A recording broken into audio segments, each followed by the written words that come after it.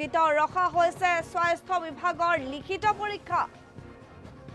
3 জুলাইত অনুষ্ঠিত হোৱাৰ কথা আছিল কিন্তু চতুৰ্থ বৰ্গৰ লিখিত পৰীক্ষা পিছুৱা হৈছে স্থগিত ৰখা হৈছে চতুৰ্থ বৰ্গৰ যি অনুষ্ঠিত হ'বলগীয়া পৰীক্ষা লিখিত পৰীক্ষা স্থগিত ৰাখিছে স্বাস্থ্য বিভাগে